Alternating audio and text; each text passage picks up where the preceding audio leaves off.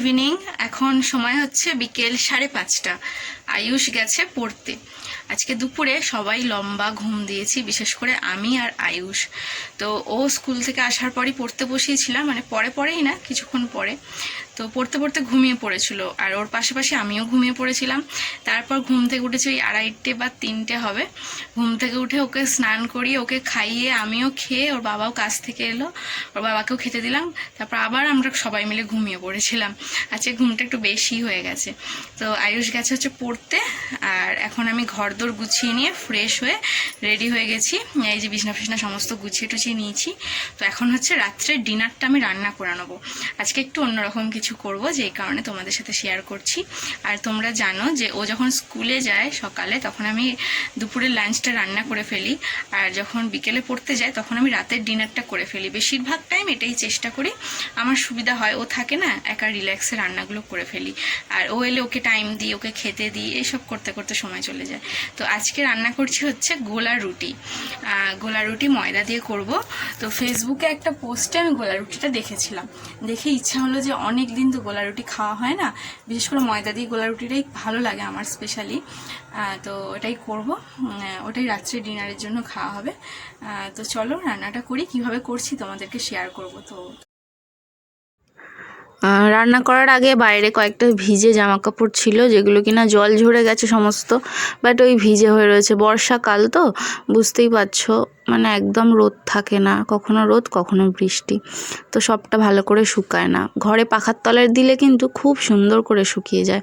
তারপর রাত্রে যখন মশারি খাটাই, মশারির একটু চালে সাইডগুলোতে দিয়ে দিই, তখনও খুব সুন্দর শুকিয়ে যায়। তো চলো এখন আমি রান্নাটা শুরু করব। তো দেখো, নুন দিলাম, আর দিলাম হচ্ছে চিনি, আর এরপরে অল্প অল্প করে ময়দাটা দিচ্ছি, আর এটা প্লেন জল দিয়ে গুলে নেবো।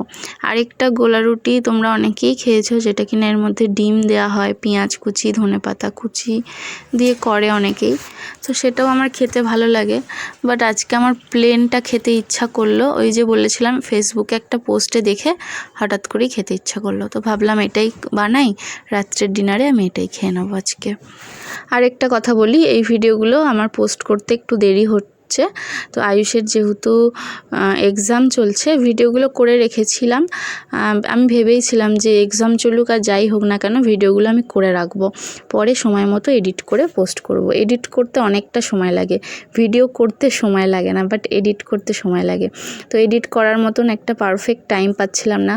আর এডিট করা, বিশেষত ভয়েস ওভার দেওয়া, এগুলো কি বলো তো, একটু শান্ত নিরিবিলি একটা সুন্দর পরিবেশ না হলে আমি ঠিক করে উঠতে পারি না। তোমাদের সাথে 10টা মিনিট কথা বলবো, সেটুকু সময়টা যেন আমি একটু শান্তভাবে শুধু তোমাদেরকেই সময় দিতে পারি। তো সেরকমটাই চেষ্টা করি, যেই কারণে আমি একটু সময় বার করে পরে এডিটিংটা করি। তো দেখো আমি এখানে করে নিচ্ছি। প্রথম 2-3টে ঠিকঠাক হয় না, প্রত্যেকবার আমার এরকম হয়, প্রথমগুলো ঠিকঠাক হয় না, পরেরগুলো খুব সুন্দর হয়, পাতলা, বেশ বড় সাইজের, সব কিছু ঠিকঠাক হয়। তারপর ফোন হাতে ধরে একটু অসুবিধা হচ্ছিল, তো ফোনটা রেখে পরে আমি এই কয়েকটা করে নিলাম। আয়ুষ চলে এসছে পড়ে, তো আমি এখন সন্ধেবেলার নাস্তাটা রেডি করে নেবো। সস দিয়ে খেলাম গোলা রুটি, তো এই যে এখন সন্ধেবেলার মতন খাচ্ছি, পরে রাত্রে আবার খাবো। তো সস দিয়ে খুব ভালো লাগলো, জানো তো, খুব টেস্টি লাগলো। আর শুধু ময়দা দিয়ে করেছি, আটা দিইনি, তো আরও বেশি টেস্টি লাগলো। তোমরা কিন্তু একদিন বানিয়ে খেয়েও, জানো তো, আর আমাকে জানিও কেমন লাগে তোমাদের। খুবই ভালো লেগেছে। ননস্টিকের চাটু বা কড়াইতে করেও ভালোভাবে হবে, মানে সিলভারের কড়াইতে বা লোহার কড়াইতে করার থেকে ননস্টিকের বিষয়টা একটু ভালো হয়।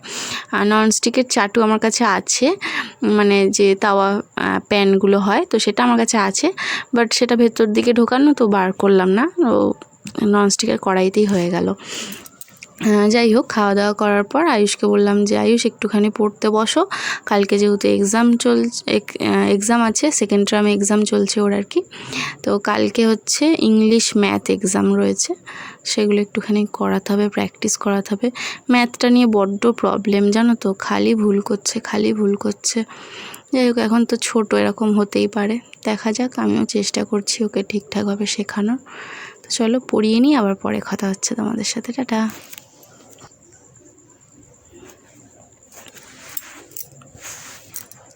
এই যে এখন রাতের ডিনারটা করে নেবো। ডিনারে রয়েছে এই যে রুমাল রুটি বলতে যাচ্ছি, হচ্ছে গোলা রুটি, আর তার সাথে রয়েছে ডিমের তরকারি। তোমরা যদি খাও আলু চচ্চড়ি অথবা আলুর দম দিয়ে খেও, ওটাই বেশি বেস্ট লাগবে। তো সকালে আজকে আমাদের ডিমের তরকারি হয়েছিল, তো যেই কারণে আর কি আমি ছিল ঘরে, তো না খেলে এটা নষ্ট হয়ে যেত, ওই জন্য আর কিছু করিনি। তো আমি এটা দিয়ে খেয়ে নিলাম। মানে খুব একটা ভালো লেগেছে বলবো না, আলুর দম হলে বেশি একটু টেস্টটা বেশি ভালো হতো, এটাই আর কি।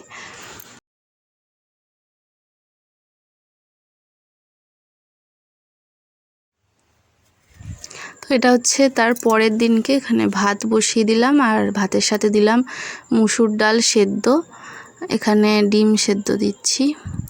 এটাকে ঝাল করব ভেবেছি, সর্ষে পোস্ত দিয়ে। ঝাল ঠিক না, ওই কী বলে ওটাকে, ভাপা যেটাকে বলে, সেইটা করব কাঁচা লঙ্কা টঙ্কা দিয়ে। তো কারেন্ট চলে গেছিলো, আবার কারেন্টও এসে গেছে। তো এখন এই যে সবজি কাটতে বসলাম। আর আয়ুষ চলে গেছে এক্সাম দিতে, ওর বাবা দিয়ে এসছে, আর ওর বাবাই আবার আনতে যাবে। তো চলো আজকে রান্না করব হচ্ছে বরবটি দিয়ে আলু দিয়ে একটা তরকারি, ডাল আর ডিম ভাপা, ব্যাস আর কিছু না, খুব সিম্পল রান্নাবান্না। এখন ডিমগুলো সেদ্ধ হয়ে গেছে, এখন আমি ছাড়িয়ে নিচ্ছি। আর ডিম ছাড়াতে না কি ভালো লাগে, মনে হয় 10-12টা ডিম একসাথে ছাড়ালে বেশ মজা পেতাম। তোমাদের কার কার ভালো লাগে জানিও কমেন্ট করে। বিয়ের আগে না আমাদের যখন ডিম সেদ্ধ হতো, রান্না হবে বলে অনেকগুলো ডিম সেদ্ধ দেওয়া হতো, মাকে বলতাম মা আমি কিন্তু ডিম ছাড়াবো, কেন এত ভালো লাগে জানি না। তো যাই হোক, তো এইগুলো কিন্তু ডিমটা ছাড়িয়ে ভালো করে ধুয়ে রাখছি। আর এই যে দেখো মধ্যিখান দিয়ে এই যে পিস করে দেবো, এরকমভাবেই ভাপাটা আমি করে থাকি। রেসিপিটা আজকে শেয়ার করলাম না, এর আগে বোধহয় শেয়ার করেছি, কি জানি আমার মনে পড়ছে না। আজকে শেয়ার করা হয়নি, কারণ আমি ভিডিও করব বলে ভাবলাম, তারপর ওই সময়তে একটা ফোন এসেছিলো, রান্নারও একটু তাড়া ছিল, রান্নাটা করতে করতে ফোনে কথা বলছিলাম, যেই কারণে ফোনেই যেহেতু সমস্ত ভিডিওগুলো আমি করি, তো ভিডিওটা আর করতে পারিনি। তো এখন এই যে দেখো ডিমটা আমি ভেজে নিচ্ছি। এইভাবে ডিমটা ভেজে নিলে, বেশ লাল করে ভেজে নিলে কুসুমগুলো আলাদা হয় না, যেহেতু আমি আধখানা করে কেটে নিয়েছি। তো এই যে রান্না ভাত, আর এখানে রয়েছে ডাল পেঁয়াজ দিয়ে আর তেজপাতা ফোড়ন দিয়ে, আর এখানে রয়েছে বরবটি দিয়ে আলু দিয়ে একটা তরকারি, আর এখানে এই যে ডিম ভাপা, ব্যাস। তো আজকে তৈরি করেছি সন্ধেবেলা ঝাল সুজি। তো সবজি টবজি ছিল না, আলু পেঁয়াজ দিয়ে করেছি, ফোড়নে দিয়েছি শুকনো লঙ্কা আর সর্ষে ফোড়ন। কেমন খেতে হয়েছে জানি না, দেখে মনে হচ্ছে ভালো হয়েছে, বাট খেয়ে দেখতে হবে। আর এই ছেলেটা গেছিলো পড়তে, চলে এসছে, তা আমরা দুজনে মিলে এখান থেকেই খেয়ে নেবো। আর এটা প্রচণ্ড পেট ভার করে দেয় জানো তো, দেখে মনে হচ্ছে একটুখানি, কিন্তু এই সুজিগুলো তো মানে একটু শুকনো শুকনো হয়, পেটে গিয়ে না এগুলো ফুলে ওঠে, পেট ভার করে দেয়। তো দাঁড়াও খেয়ে দেখি কেমন হয়েছে, একটু মিষ্টি মিষ্টি করি, চিনি দিই, একটু নুন দেওয়া থাকে, ঝাল ঝাল হয়।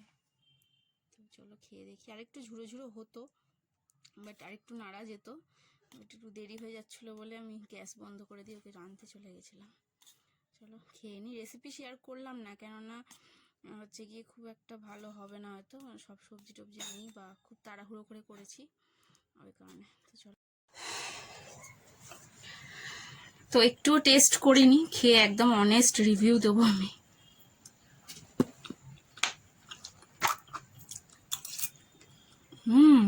ঠিকঠাক আছে, একদম পারফেক্ট। মিষ্টি মিষ্টি, নুনটাও ঠিক আছে, আর ঝালটাও ঠিক আছে।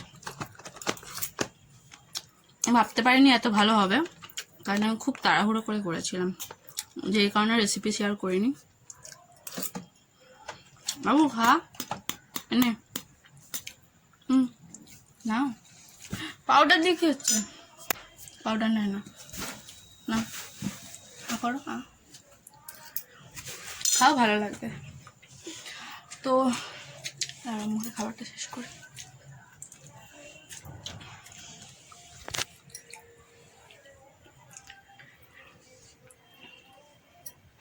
তো চলো আজকের ব্লগটা আমি এতটাই রাখছি, দেখা হচ্ছে পরের দিন নতুন একটা ব্লগে।